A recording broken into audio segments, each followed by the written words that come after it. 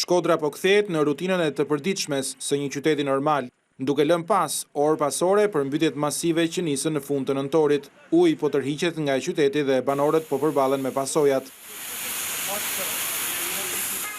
Vetëm pak ditë më parë, në këtë vend ku ne ndodhemi sot në lagjen Xhabijej të qytetit të Shkodrës, niveli i ujit kishte kaluar mbi 1 metër.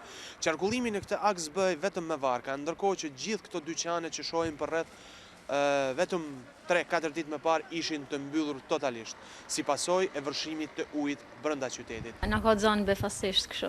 Na ditë kena punu në dorë koken uji krejt, i blokum dyqani. Gjamat janë thy kina ndru. Vetëm ndjekën atë fillu me dalë me qiste. Diun çfarë provojmë, 6 muaj kohë që e kam hop, e jam pozitive që më dal rrugë molle, 13 vjet jena që hojmë buk me këtë punë. Ço më shpëtu më, erdhi uji natën, nuk erdhi ditën, vite ditën, po natën. Ne ishim në shtëpi. Dam nuk dis, nuk kam llogarinë atë punës.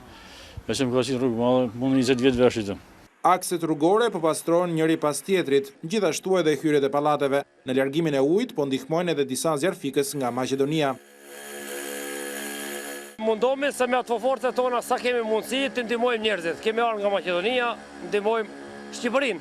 Niveli i ujit në hyrjet e qytetit të Shkodrës gjatë përmbytjes arriti pikën maksimale deri në 1.5 metër.